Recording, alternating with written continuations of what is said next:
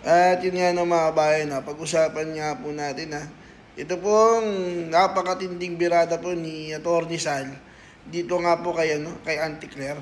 Mantakin nyo mga kabayan ito pong si Auntie Claire, sinisita po si BP Inday Sara sa kanyang mga paglabas ng bansa o papunta sa ibang bansa mga kabayan. Especially yung pagpunta po ni BP Inday Sara sa The Hague para bisitahin yung kanyang ama at bisitahin na rin yung mga Pinoy. Di ba mga kabayan, tas mantakin mo, pag yung mga alis ni Bongbong Marcos, hindi niya po sinisita. Si Bongbong Marcos, pumunta po ng Singapore yan, nanood lang ng F1 race hindi po ba? Yun ang gala talaga. Ba't di niya sinisita? Si BP Inday, pupunta sa tatay niya, sisitahin niya kung trabaho daw ba'y pinunta doon o gala lang. Di ba? Itong si Auntie Claire, ayoko na lang sabihin pero hindi to engot. Si Auntie Claire, hindi po yan engot. Hindi po yan bugok. Okay naman ba kayo mag-isip nun Di ba? Kasi naman, sisitahin mo ang vice presidente pag umaalis. Pero yung sarili mong amo, hindi mo masita. Di ba? Double standard ka Pag umalis si Bongbong, sasabihin mo, di trabaho po yun. Kahit nanonood po siya ng F1 race. Di ba? Pag si BP Inday Sara, nakita mo, kausap yung mga Pinoy, sasabihin mo, gala lang yan double standard ka. Huwag ganon, Auntie Claire, Kung umaalis ang vice presidente, huwag mong ginaganyan. Kasi umaalis din yung Pangulo Di ba? Hindi na nga sinisita si Bongbong panunood yun ng F1 race Huwag ganon ito mga kabayan, panoorin natin yung birada dyan ni Atty. Sal Panelo. Vice Presidente siya ng bansa. Kasama yun sa kanyang tungkulin. Kung yung presidente nga natin nagpunta dyan sa Japan. Japan po. Sa Japan at umattend lang ano ba yun? Anong exhibit ba yun? World Exhibit? Trade? O hindi ba? Pwede mo nga sabihin na pwede mong i-diin yun hindi ka naman kailangan pumunta lang. Exhibit lang pala yun. Pero siyempre, maliwanag nga hindi. Kailangan kausapin ko rin ang mga Pilipino ron. Na malaman din natin ang suliranin nila. Kung yung presidente pwedeng kausapin ang mga Pilipino sa ibang bansa para malaman ang kanilang mga hinaing o suliranin, bakit naman tatanggalan mo ng kahalintulad na tungkulin ng vice presidente ng bansa? What is good for the president is also good for the vice president in terms of mingling, discussing with the Filipinos abroad their problems, their concerns, and their contributions for the development and the well-being of this country.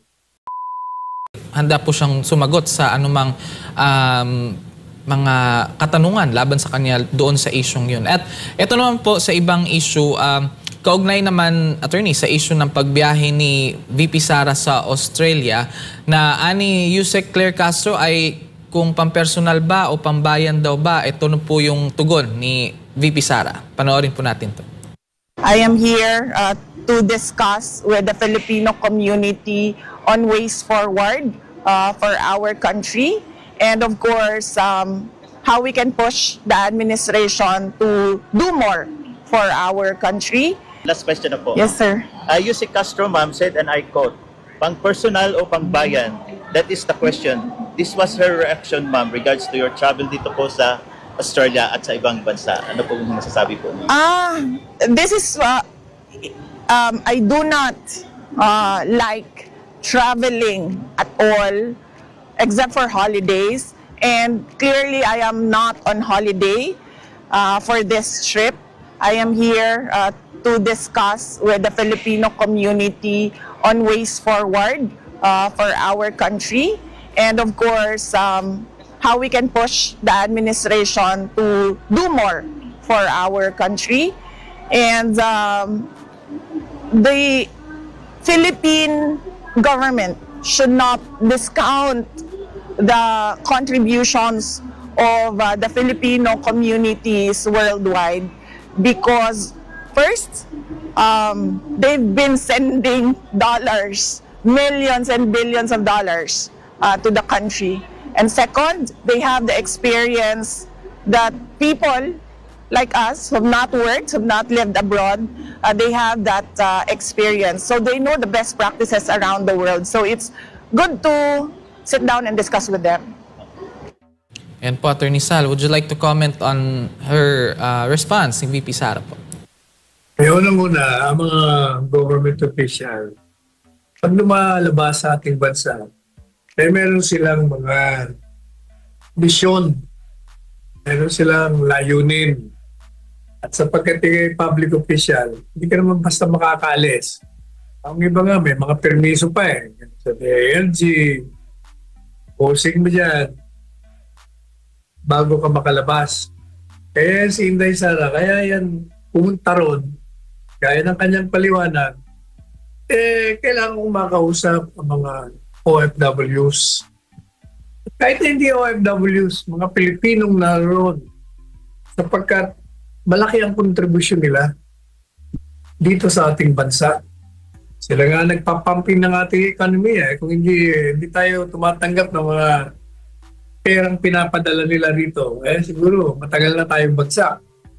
Kaya meron silang karapatan na ibigay, ipahayag ang kanilang mga damdamin at kung anong diferensya ang pamamalakad ng isang administrasyon bilang mga mamamayan. Tama ho yun. Hindi pagliliwali o pag-i-enjoy kung hindi trabaho. Vice Presidente siya ng bansa. Kasama yun sa kanyang tungkulin. Kung yung presidente nga natin nagpunta dyan sa Japan. Japan po. Sa Japan at umattend lang, ano ba yun?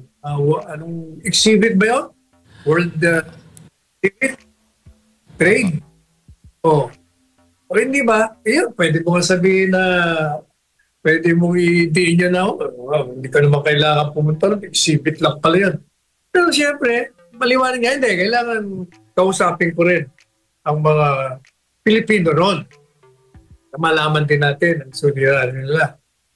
Kung yung presidente pwedeng kausapin ang mga Pilipino sa ibang bansa para malaman ang kanilang mga hinaing o suliranin, bakit naman tatanggalan mo ng kahalintulad na tungkulin ng Vice Presidente ng bansa? What is good for the President is also good for the Vice President in terms of mingling, discussing with the Filipinos abroad, their problems, their concerns, and their contributions for the development and the well-being of this country. You cannot deprive the Vice President of that. Yes po.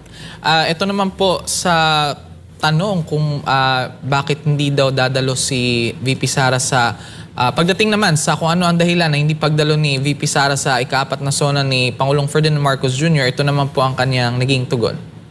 No,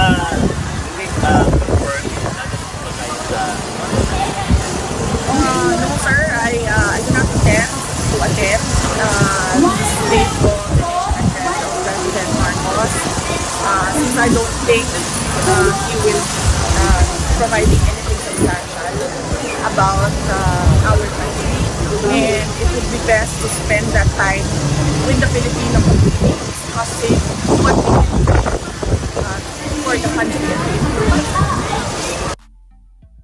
Yan, Attorney Sal, sabi po ni VP Sara hindi naman po mahalaga na pumunta siya doon sa SONA kasi wala namang nothing substantial, ika nga niya.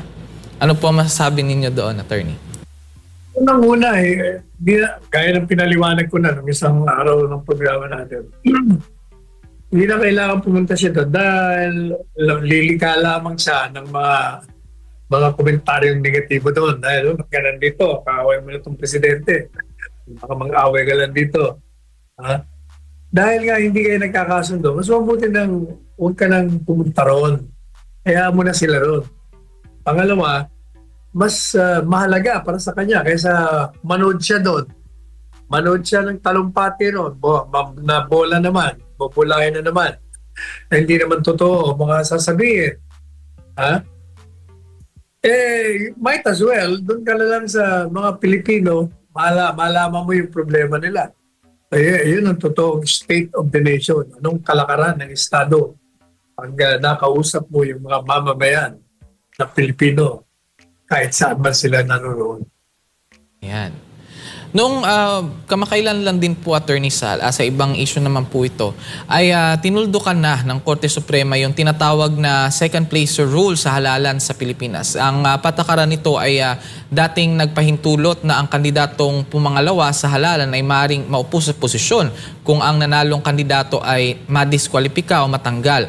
Batay po ito, Attorney, sa kasong isinampa ni Sultan Kudarat Governor Datu Pax Ali Manguna Datu laban sa Commission on Elections at sa kanyang katunggali noong 2022 na si Sharifa Akil Manguna Datu, kung saan ibinasura ng Korte Suprema ang kanyang petisyon. So pinagtibay po ito ng desisyon ng COMELEC na kanselahin ang kanyang Certificate of Candidacy at inutos ang Vice Governor na si Raden Sakaluran ang siyang papalit bilang Governor. Ayon sa Korte Suprema, walang legal na batayan ang second placer rule. Hindi dapat tanggapin ng taong bayan bilang kanilang halal na pinuno ang kandidatong hindi nila pinili. Kaya sa halip na ang second placer ang maupo, ipapatupad ang rules on succession sa ilalim ng Local Government Code. Ayon naman kay COMELEC Chair George Garcia na pinag-aaralan pa nila ang posibilidad ng paghahain ng motion for reconsideration dahil hindi pa pinal yung desisyon. Attorney Sal, ano po ang masasabi nyo sa desisyong ito ng Korte Suprema? Makatarungan ba ito? Ano ba ang pwedeng gawin kung sakaling hindi makakaupo yung ang una sa may pinakamaraming boto? Sayang at yan ay lumabas ngayon lang. Kasi Abril na promulgate yung decision, pero lumabas lang yan last week.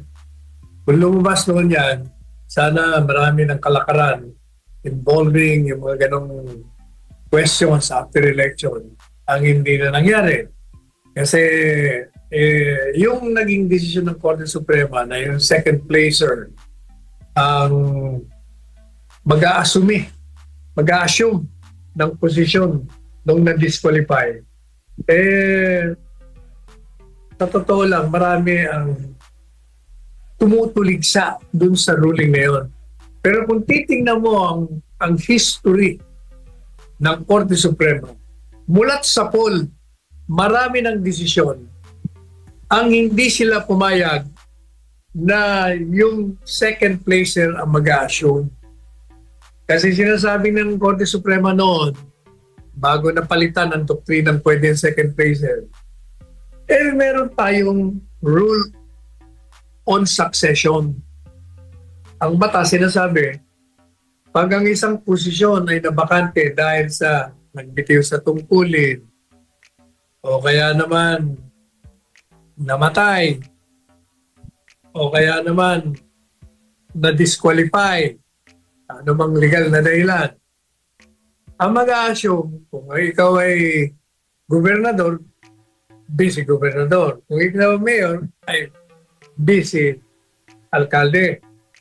At kung kongresista ka naman, declared vacant yan, nakaroon ka ng special election. Sabi ng Supreme Court noon, at ngayon din, dahil binaliktad na nila na pwede ng second place, sabi nila noon at ngayon, yung na-disqualify na kumandidato ay nagkaroon ng botohan. At yung second placer, hindi gusto ng mga botante. Yung na-disqualify, yun ang gusto nila, yung pinanalo nila. Yun ang ating tinatawag na demokratiko. Sino ang makakamit ng pinakamaraming boto, siya ang mangunguna at siya ang gusto ng taong bayan. Bakit kung na-disqualify yung papaupuin mo yung ayaw ng tao? So, kaya sabi niya, mali yun. Kaya yung unang mga doktrina, binaliktad yun. Nakalimutan na natin kung anong taon yun. At nagkaroon ng mga ilang desisyon na yung second placer pwede mag-assume. Kaya nga, kung matatanda mo, Carlo, yung kaso ni Abante, yung Yes, Abante, Kaya di ba sabi ko, huwag ka masyadong abante na abante. Atras ka muna, ba hindi ka pa nakakasiguro. Hindi na siya makakaupo ngayon. Sapagkat dinisqualify si Uy dahil hindi natural born citizen. Assuming na hindi nga natural born citizen, sa ilalim ng dating doktrina, pwedeng maupo si Abante. Kaya nga mamayabang niya na ako babalik, uupo ako. Yun pala yun. Pero ngayon, may problema siya ngayon. Kapag sabi ng Korte Suprema, hindi ka pa pwedeng maupo. Ang mangyayari dyan sa distrito mo, baka magiging bakante yan, magkakaroon ng special election. Kung gusto ng Kongreso. Kung hindi, bakante yan. O pwede naman yata pansamantala, may isang kongresista sa isang distrito na magte-take over muna ng trabaho ng distrito yun. Kaya po yung doctrine dyan ngayon sa Mangundadato versus Comelec, bumalik sa dating doktrina na hindi pwede second placer. Kaya ho yung kaso naman dyan sa sa Silang Cavite. Alam niyo sa Silang Cavite, merong kandidato, si Mayor Kevin Anarna. Tumakbong alkalde. Siya ang incumbent. Dinisqualify siya ng Comelec. Dahil sabi ng ombudsman, may nag-file kasi sa kanya ng kaso, graft. Ang penalty niya ay tanggalin siya sa pwesto at may perpetual disqualification. Ibig sabihin, hindi ka na pwedeng tumakbo dahil dyan sa graft case mo. Ngayon, dahil yung sa ilalim ng dating doktrina, yung second placer, pwedeng pumalit. Yun ang kalaban niya sana sa ilalim ng dating doktrina ang magiging alkalde. Pero dahil hindi na pa pwede yun, ang papalit ni Mayor Anarna ay yung vice alkalde na nahalal at yun ay si Kapitan Kidlat. Si Kidlat, Kapitan ng Kidlat ang tawag niya. Hindi ko malaman bakit naging Kidlat yan. Pero ang pangalan niya ay Chris Reyes. Yan ngayon na magiging mayor. Meron pang isang kaso. Doon sa Misamis Oriental, natatandaan yung dating mayor ng Pamplona, si Digamo. Yun ay tumakbo sa ibang lugar. Mayor siya ng isang lugar, Pamplona, pero yun ay nasa unang distrito yata yun, hindi tayo nagkakamali. Tumakbo siya sa second district. At dahil sabi, nagbago ng residence. Pinail ngayon ang kalaban niya. May nag-file. Ang kalaban niya ba kung sinong nag-file na hindi pa pwede yan. Dahil tumakbo ka bilang kongresista dito sa bayang ito, pero nanunungkulan ka pa rin mayor dyan sa bayan mong dati. Ibig sabihin, hindi ka naman talaga nag-transfer. Kaya, dinisqualify siya. Ngayon, sa ilalim ng bagong doktrina, hindi na siya makakaupo. At yung nanalo doon sa labanan, hindi rin po pwedeng maupo. Hindi declare ng bakante ang posisyon. Yan ang magiging yan ang present ruling. Pero alam po ninyo, mapapansin nyo, kasi binasa ko yung desisyon yung boto ay isa lamang. Madalit sabi, yung doktrina sa second placer ay nanalo dahil sa botong isa. Kaya nanalo yung bagong doktrina. Pag nagretiro yung isa doon sa mga bumoto at napalitan na gusto rin yung second placer, mababago na naman. Kasi, ang paliwanag naman ng mga second placer proponents na kailangan na pwede siyang mag-assume office kahit na hindi siya yung nanalo. Ang rasyonal o ang katwiran kasi yung kalaban mong nanalo mulat sa ball, ay disqualified pala. Ibig sabihin, parang hindi siya tumakbo. Wala kang kalaban. Kaya since ikaw ang second placer, dapat ikaw ang nanalo. Dahil wala ka namang kalaban. Yan naman ang doktrina, advokasya ng mga gusto na second placer. Kaya hindi natin alam kung may bakante sa Korte Suprema at may na-appoint na bago. Baka pag nagkaroon na naman ng kaso ganyan, iba babaliktad na naman. No? Ganyan no. Eh, Korte Suprema lang ang may kapangyarihan na magsabing ito ang tamang batas at hindi yan gusto mo. Yan, attorney. So mamaya po, Attorney Sal, babasahin na po natin ang mga mensahe at komento na ating mga tagapanood. So wag po kayong maglipat ng ibang channel at magbabalik lang po ang programa